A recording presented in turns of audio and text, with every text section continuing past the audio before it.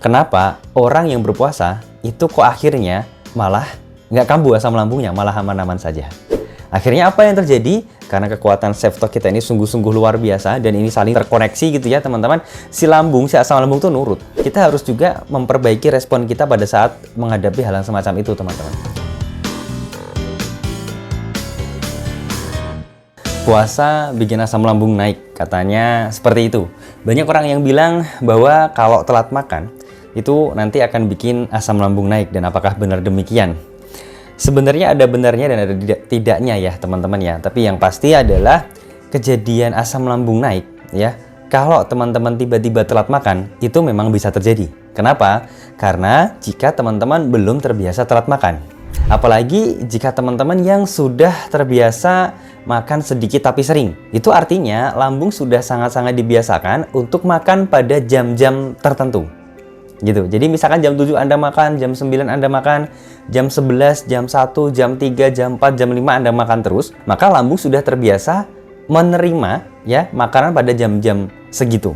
Maka kalau dia nggak dikasih makan gitu ya, maka dia akan ya bahasa mudahnya mungkin akan ngomel-ngomel gitu ya. Nah, lalu bagaimana ya jika harus puasa? Dan padahal kalau telat makan dikit aja sensasinya luar biasa parah. Nah, saya ingin membuat sebuah analogi sederhana. Kenapa orang yang berpuasa itu kok akhirnya malah nggak kambuh asam lambungnya, malah aman-aman saja. Nah, yang pertama, satu hal yang paling penting, pastinya ketika teman-teman telat makan tidak karena puasa, itu kan tidak pernah diniatkan. Atau tidak pernah ingin telat makan karena tidak puasa. Sebelum sakit terutama gitu ya. Karena apa? Karena ya mungkin pada waktu beraktivitas, sarapan paginya lupa karena aktivitasnya sudah padat gitu ya. Kemudian siangnya juga karena masih banyak kegiatan, banyak pekerjaan, akhirnya nggak jadi makan, akhirnya telat makan. Itu adalah sebuah pola yang teman-teman lakukan, tapi tidak disengaja atau tidak diniatkan. Jadi esensi paling pentingnya ya adalah kekuatan pada self-talk kita, kekuatan pada niat kita, kekuatan pada kesengajaan kita untuk melakukan tindakan tertentu. Bedanya orang yang telat makan tapi tidak berpuasa itu tidak pernah meniatkan, tidak berniat untuk telat makan gitu ya, karena memang aktivitasnya yang sangat padat hingga akhirnya dia terpaksa untuk telat makan ya. Tapi kalau orang yang berpuasa dia memang benar-benar berniat untuk telat makan. Maka bahasa mudahnya kalau teman-teman ikut mentoring pasti udah paham nih bahwa apa yang ada di pikiran kita, yang ada di otak kita ini kayak komandan. Dalam sebuah peperangan, dalam sebuah pertempuran ya, ini adalah komandan utamanya. Maka ketika kita berniat puasa, komandan tuh kayak ngomong ke seluruh tubuh kita, termasuk ke lambung kita, termasuk ke asam lambung kita gitu ya, bahwa besok kita akan telat makan. Bahwa besok kita nggak akan makan jam 7, jam 10, jam 12, jam 3 lah, jam 5 lah. Enggak, kita makan cuman pagi pada saat sahur sekitaran jam 3 dan berbuka sekitaran jam 6. Makanya cuman itu aja. Udah. Akhirnya apa yang terjadi? Karena kekuatan self-talk kita ini sungguh-sungguh luar biasa dan ini saling terkoneksi gitu ya teman-teman. Si asam lambung tuh nurut. Dan akhirnya bisa untuk berpuasa. Itu bedanya orang yang berniat untuk telat makan dan yang nggak berniat untuk telat makan teman-teman. Gitu. Maka kalau memang telat makan itu bikin sakit, harusnya banyak dong umat muslim yang ketika bulan Ramadan sakit. Asam lambungnya kambuh semuanya.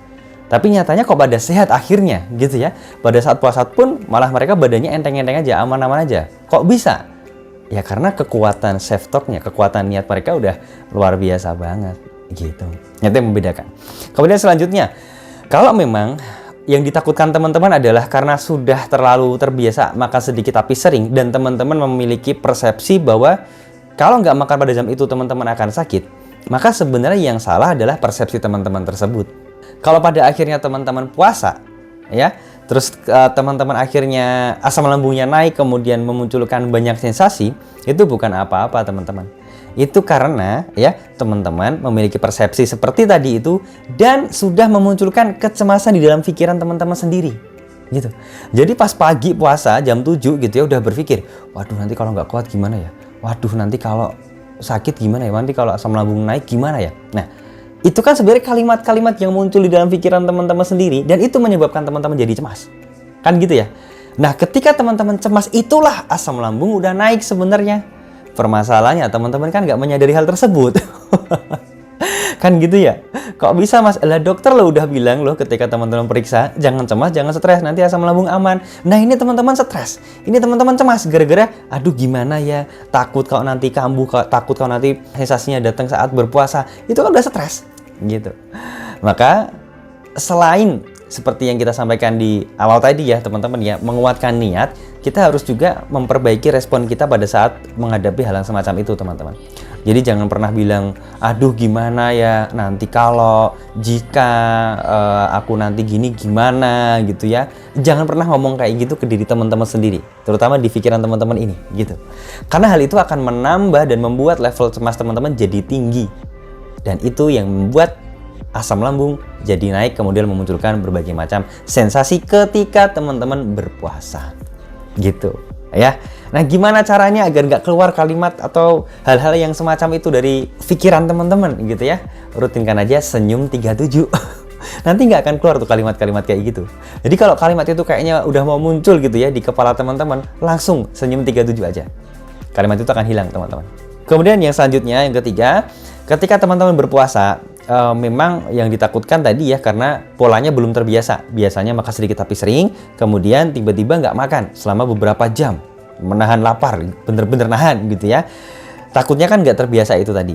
Maka di pola yang ketiga atau di poin yang ketiga ya mau nggak mau teman-teman harus membiasakan. Kalau di awal-awal puasa 1-5 bahkan sampai 7 hari puasa itu kadang perutnya nggak enak, kadang melilit dikit, kadang sakit, kadang begah gitu ya, nggak apa-apa. Memang prosesnya kayak gitu. Ibarat kata lambungnya baru proses pembiasaan. Yang dulunya dia kasih makan terus, ya dia makan terus pada jam-jam tertentu, ini tiba-tiba dia nggak makan pada jam itu. Tapi kalau sudah terbiasa, ya nanti akan aman-aman aja.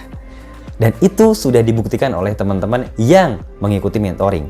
Kenapa? Karena di mentoring H15 ke atas itu ada tantangan seperti itu untuk berpuasa. Dan alhamdulillahnya mereka yang mah kronis, psikosomatis, cemasnya berlebih, tukak lambung, gastritis akut, dispepsia, GERD parah gitu ya. Alhamdulillah lancar semua puasanya. Meskipun bukan bulan Ramadan gitu. Semoga informasi ini bermanfaat. Silakan dipraktekkan. Salam sehat dan berkah selalu. Assalamualaikum warahmatullahi wabarakatuh.